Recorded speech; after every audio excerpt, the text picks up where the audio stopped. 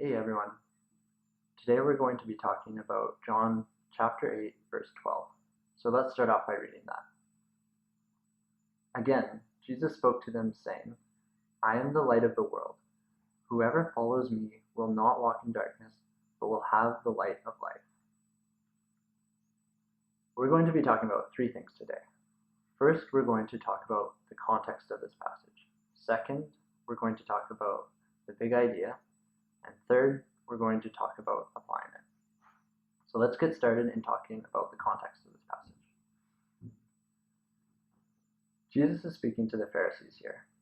Jesus is telling the Pharisees of his purpose, the purpose that his Father and our Father gave us, which is being a light to the world. You see, the Pharisees were saying that Jesus' testimony isn't valid. In verse 13, it says, So the Pharisees said to him, You are bearing witness about yourself. Your testimony is not true. According to Old Testament law, judgment or testimony can only be made when there is more than one witness. Jesus responded to this with, His Father who sent him also bears witness that they don't know Jesus or his Father. He continues in saying that the Pharisees are instead judging by the flesh. The Pharisees are getting caught up in the legalities here, and they're missing the main point. The main point being to follow Jesus and to be a light to the world. So now that we've talked about the context of this passage, we're going to talk about the big idea next. The big idea in this passage is contrast. Contrast of light and darkness. A few days ago, I went on a camping trip, and it was pitch black outside. I couldn't see anything, and I had to start setting up my tent, and it was difficult because I couldn't see. Until I went into my pack and got my lamp out. Once I got my headlamp on, I was able to turn it on and see and set up the tent easily. In the same way that I was blind when I didn't have my headlamp, we are blind when we're not following Jesus. When we don't follow Jesus and obey his commands, we don't have the light in our life. When we do follow Jesus, we have that light in our life. So now that we've talked about the big idea, we're going to talk about applying it. So here's some ideas for how to follow Jesus and the examples of walking in light.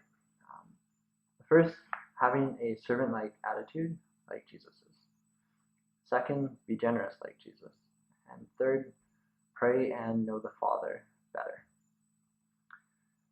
But what about an example of applying it in everyday life, especially when we don't want to or don't get along with the people we need to be a light to? This is when it is most important. My example of this is I have a coworker that I don't get along with, and I find it very difficult to be a light when around him. It's in these situations that it's most important to be like Jesus and to be a light. Some things that I do intentionally in my situation are not retaliating when provoked, engage in positive conversation and bring a loving attitude, and even praying and communicating to God and trying to hope for the best. You see, when we choose to follow Jesus and apply it in our lives, we become a light, and it helps us fulfill God's purpose for our lives. All right, so we've talked about the context of this passage, the big idea, and how to apply it. So I'm going to finish off by reading Matthew 5, verses 14 to 16. You are a light of the world. A town built on a hill cannot be hidden.